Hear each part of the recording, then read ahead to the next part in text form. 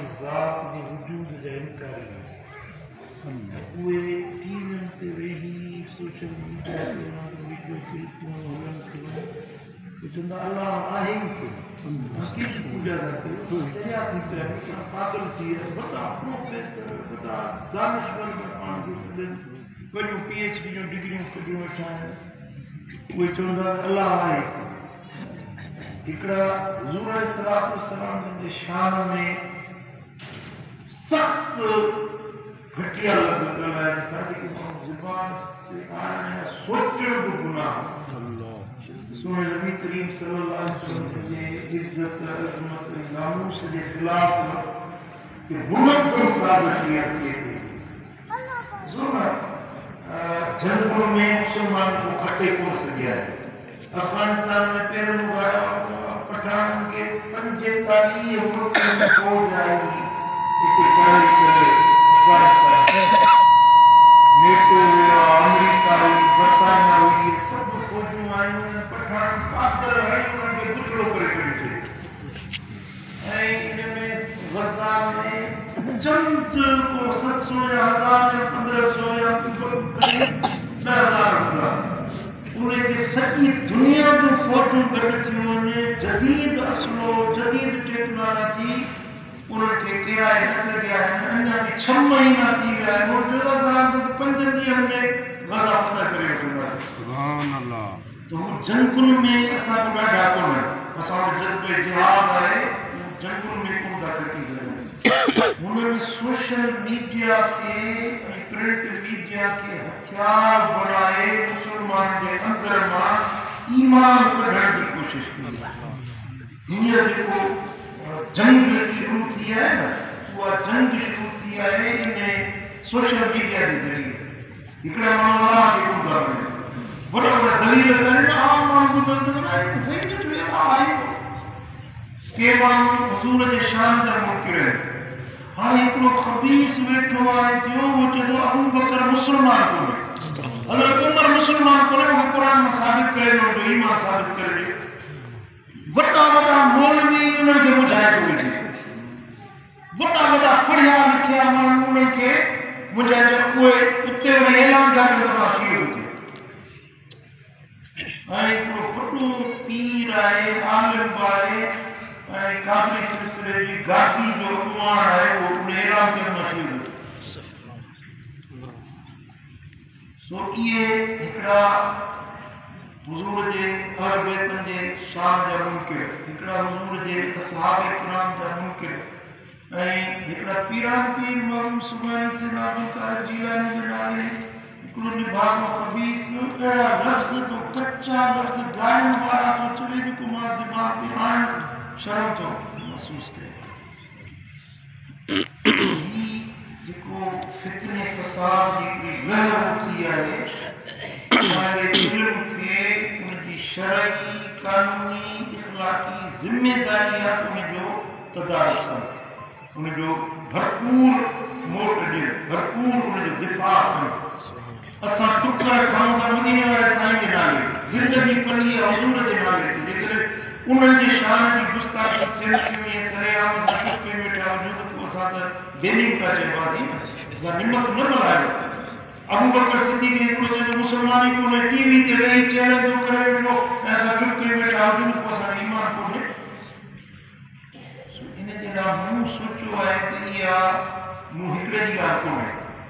इहा 5 माह जी ॻाल्हि कोन्हे इन जे लाइ सभिनी पीरनि आलिमनि मशाइखनि खे गॾिजी हिकिड़ो कमु करणो पवंदो सुभान अल्लाह मुंहिंजी हीअं नमाज़ मग़रिब पढ़ां त मुंहिंजे दिलि में ख़्यालु आयो आहे अल्लाह के शुक्र से मरकज़ काफ़ी है कराची में मरकज़ आहे मरकज़ मोरे में आहे शफीउल्लाह साहब जो मरकज़ आहे नेमतुल्लाह जो मरकज़ आहे असां खोड़ दरगाह आहिनि इते हिकिड़ा जीअं असां हींअर रोज़ वाज़िन करीमनि जो प्रोग्राम रखियो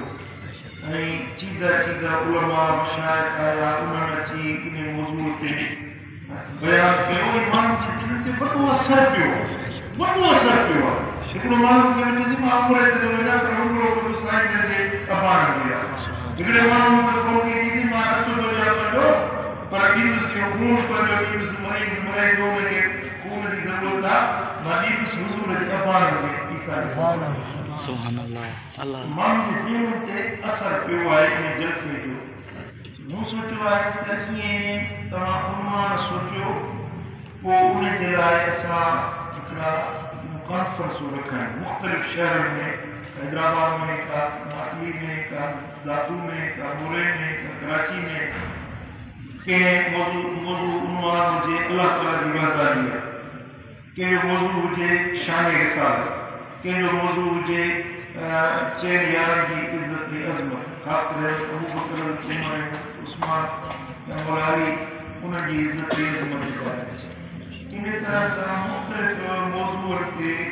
अहिड़ा सेमिनार रखूं अहिड़ियूं कॉन्फ्रेंसूं रखूं पोइ उन में उलमा घुराइनि चीदा उलमा मुफ़्ती मुनीर रहमान साहिबु आहे मुफ़्ती वसीम साहिबु आहे पोइ साईं अबू बकर शाज़ली आहे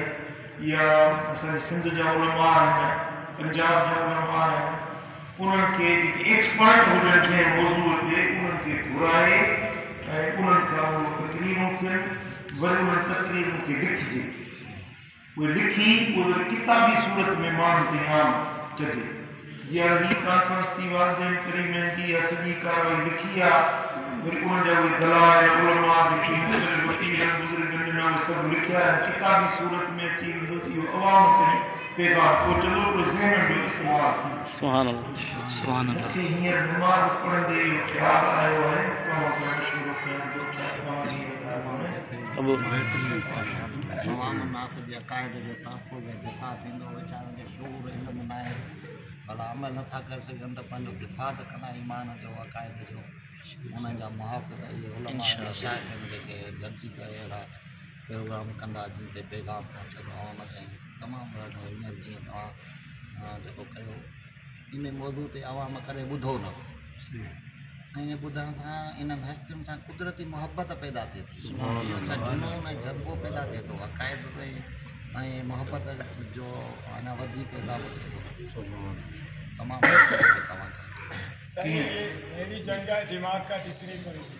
जी क़िबला बिल्कुलु ज़रूरी आहे इन्हनि मामलात ते आवाज़ उथारिजे माण्हुनि खे ख़बर ई कोन्हे का अहिड़ा मामलात आहिनि जेके माण्हू पढ़नि नथा किताबनि सां तालुक़ आहे कोन्हे को हाणे वञी सोशल मीडिया ते महदूद रहिया आहिनि उतां जेको इल्मु हासिलु थिए थो उनखे हक़ ऐं हक़ीक़त सम्झनि था ऐं माण्हू उते किताबनि जा हवाला ॾेखारनि था चवंदा हे किताब जो हवालो आहे असां हीअ शइ ज़ाहिर कई आहे उनजो हक़ीक़त सां को तालुक़ कोन हूंदो आहे हिकिड़ी हदीस जा कई पहलू हूंदा आहिनि को माण्हू ग़लति जिहत में वठी मुस्लमाननि खे गुमराह कनि था तव्हां जहिड़ी शख़्सियत क़यादत कंदी माण्हुनि जे अक़ाइद जो तहफ़ुज़ थींदो इंशा अल्लाह तव्हां सभिनी खे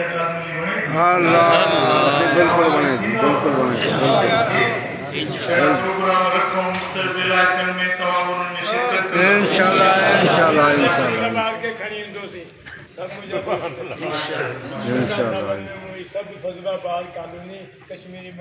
सुभान अल्लाह सुभान अल्लाह अल्लाहु आमीन अल्लाहु आमीन